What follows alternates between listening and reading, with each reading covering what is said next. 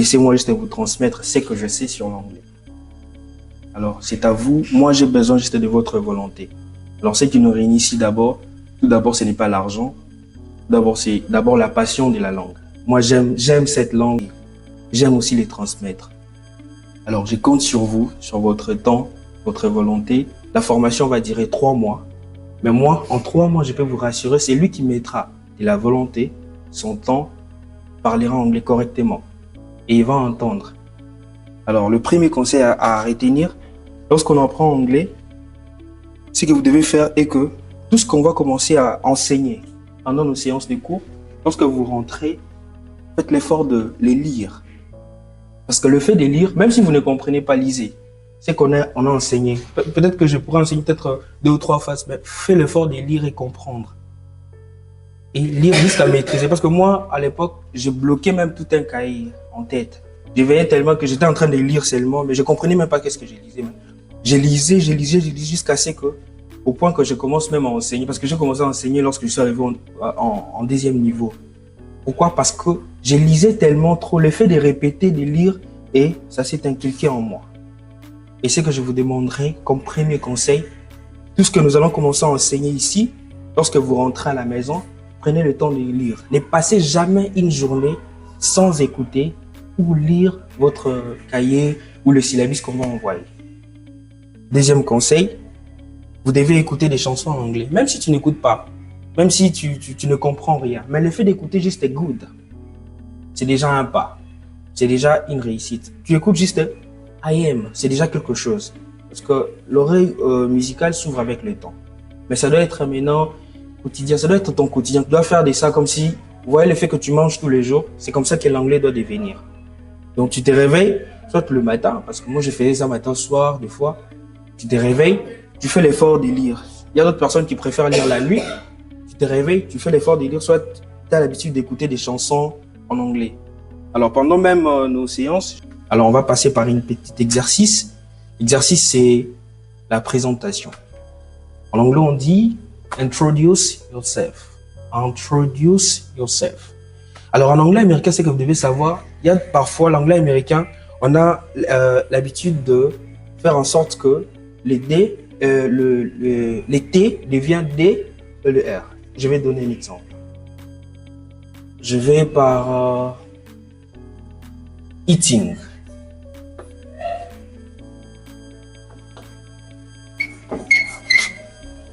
Eating, ça vient du verbe eat. Le verbe manger. Et lorsqu'il y a les ing, bonjour. Et lorsqu'il y a les ing, là ça devient un mot, ce n'est plus un verbe. Mais il y a dans le present continuous tense, c'est-à-dire le présent continu, là ça devient, là on doit les conjuguer avec le verbe to be. I am eating, c'est-à-dire je suis en train de manger. Le present continuous tense, c'est un verbe où on parle directement de l'action, mais dans un présent directement. Où on te pose la question, qu'est-ce que tu fais? I am eating. Maintenant, en anglais américain, on ne va pas dire I am eating. On dit I'm eating. Ou soit I'm eating. Greet. Greet. Greet vient du verbe to greet. C'est le verbe saluer. Greeting, c'est-à-dire salutation. Mais ici, je vais pas lire greeting. Non, je vais dire greeting. I'm greeting. Ouais, je suis en train de saluer. I'm greeting. Je suis en train de saluer. C'est-à-dire, en anglais américain, lorsque vous voyez les T, ça se transforme en D ou bien en R. C'est-à-dire, tu peux dire greeting ou bien greeting. Comprenez? Greeting ou bien greeting. Et ça signifie salutation.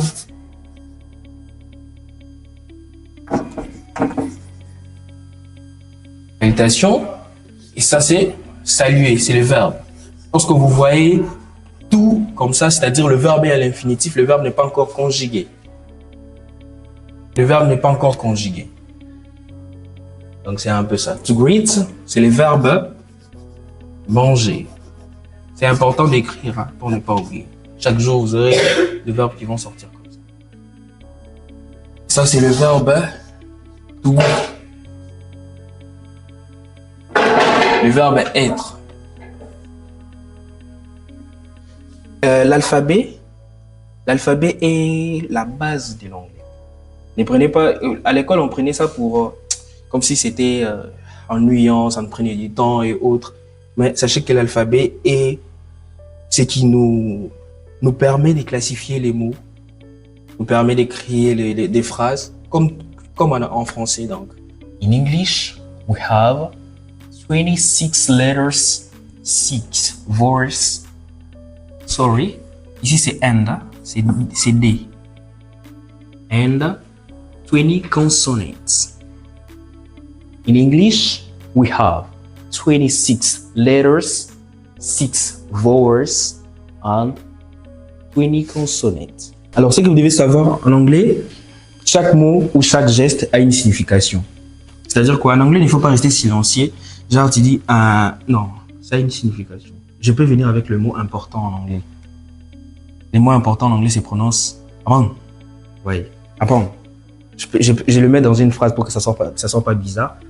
So, today we have a things that we can talk with other people. Oui, je l'ai mis dans une phrase.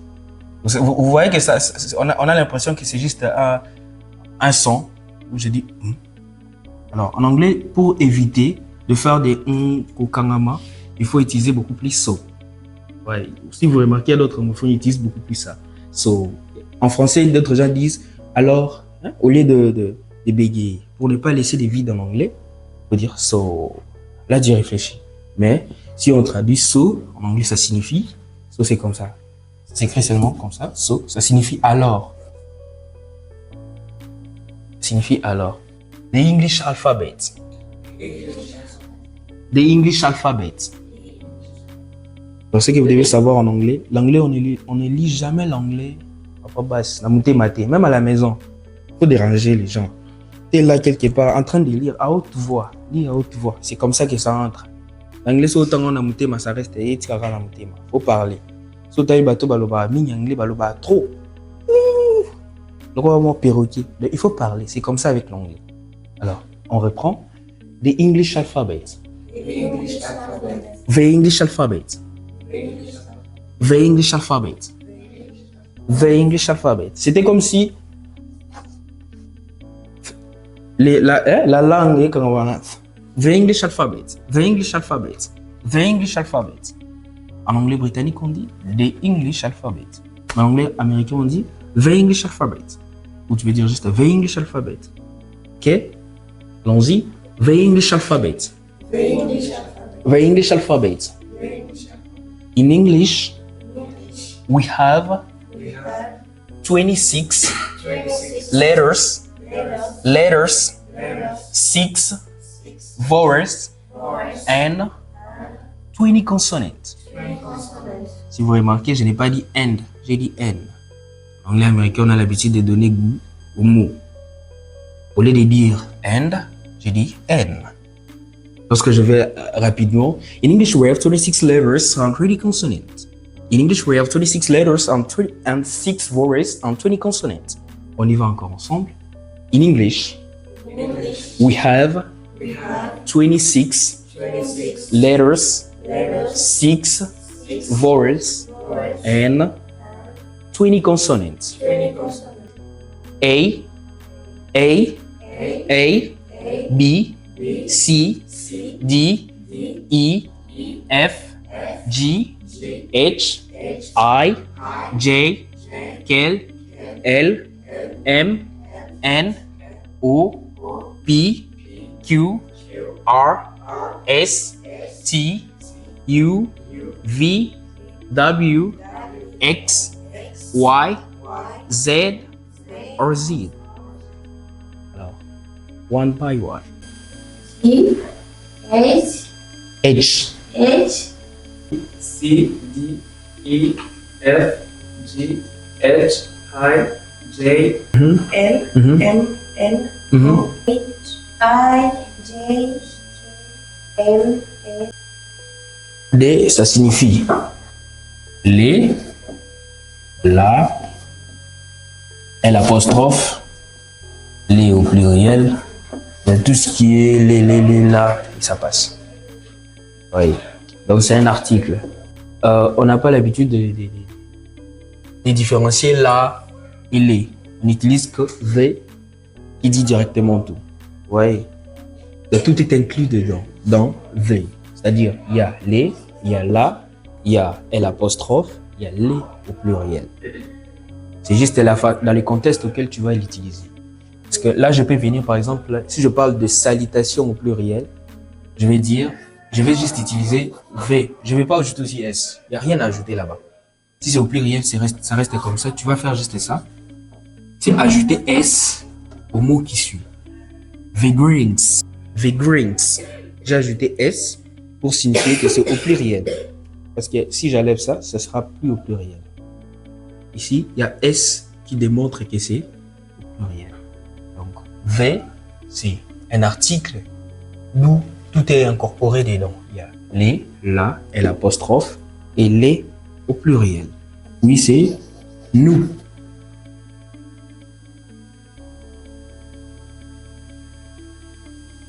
On peut dire aussi,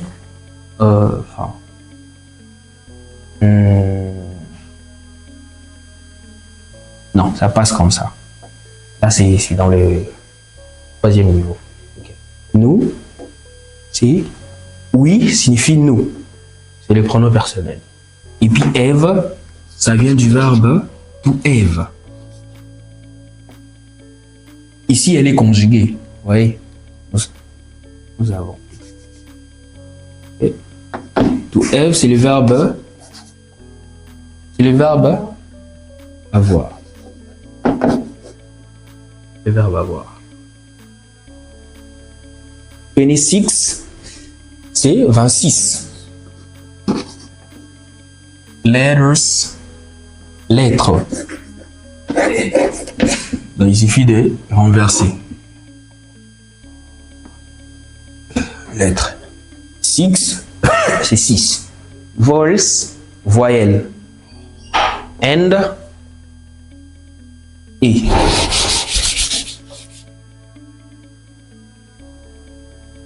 And,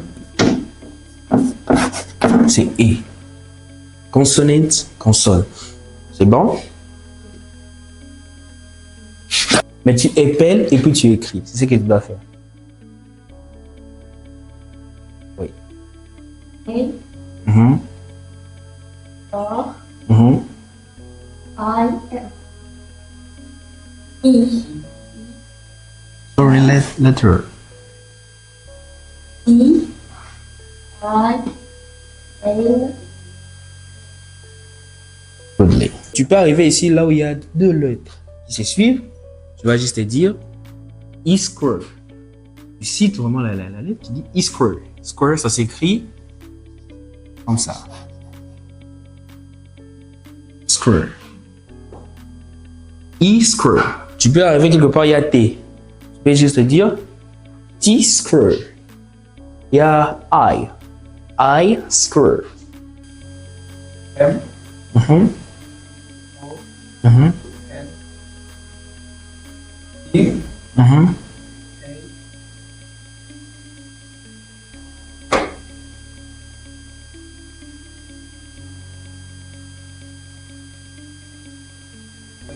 Y. Y, Goodly. H, Tu as dit des home.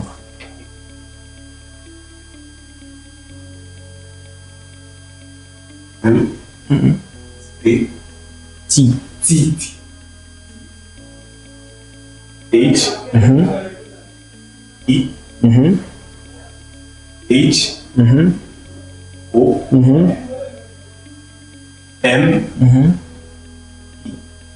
et Goodly. Do you have a word? How have you been?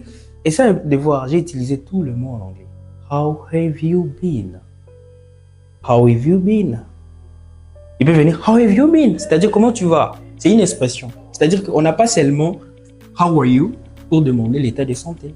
Non, il y a plusieurs mots. Moi, je viens là, quand je fais ça, je fais déjà allusion à la tête, c'est-à-dire qu'on parle quand même de la santé, parce que quand on voit déjà la tête, c'est déjà corps humain. Je viens de poser ton état de santé. Oh, how have you been? How much call it? Voilà, il y a plusieurs façons. On appelle ça des expressions. C'est-à-dire, ce n'est pas... Donc, si tu essaies de traduire ces mots-là, cette phrase-là, ça risque de sortir autre chose. Et là, on va apprendre ça à l'étape de greeting, je pense, l'étape de greeting, c'est-à-dire les salutations, où en anglais, on n'a pas seulement how are you pour demander l'état de santé. Alors, je viens avec Friday, j'ai dit c'est vendredi. On a become. Become, c'est le verbe devenir. On a try.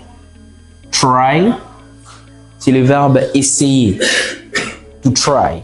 On a found. Tout le monde connaît la chanson de Eddie Sheeran. Quelqu'un connaît Eddie Sheeran?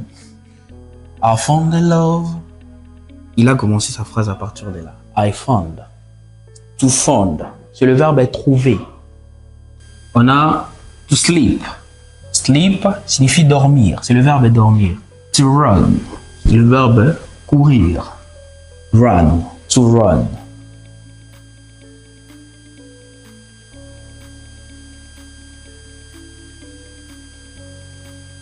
On a to think, le verbe penser. Et nous avons wrong. C'est pas que tu vas chercher à si vous mélangez W et R, tu veux lire c'est comment. Non, wrong.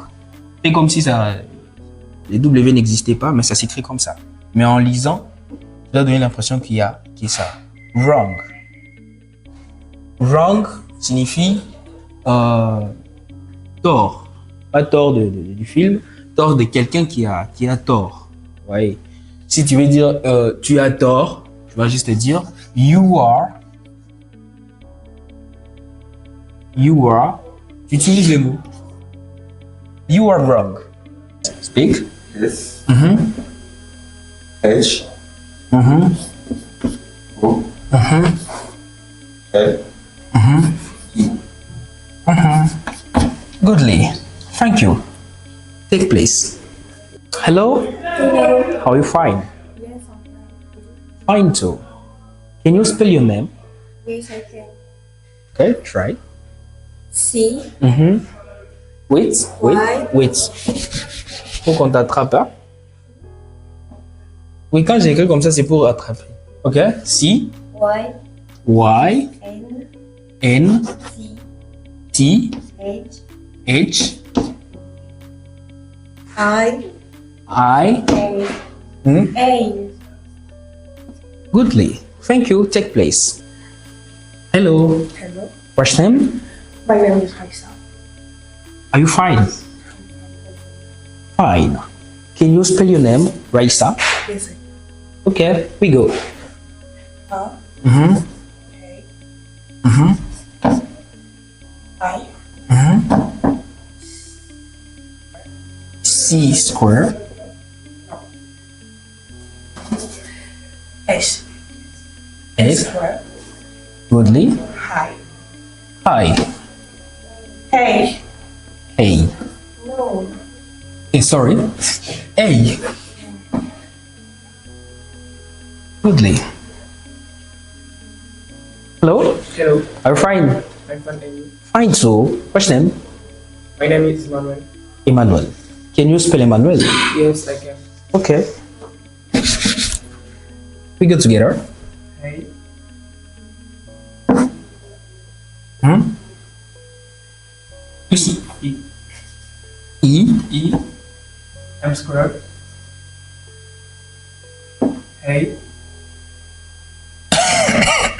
N, E, L. Okay, thank you. Take place. Okay. Hello. Hello. Are you fine? Yes, I'm fine. Yes, I'm Fine. What's your name? My name is My name is Adrak. Can you spell your name? Okay. We go together. A. O. I. I. I. I. A. C. Non, ne la soufflez pas.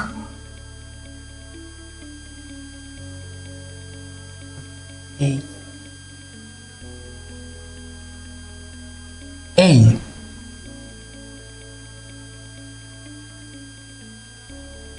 Because.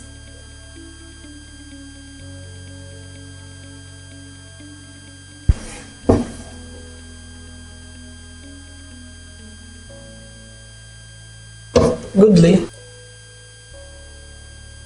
What's name? My name is Ali.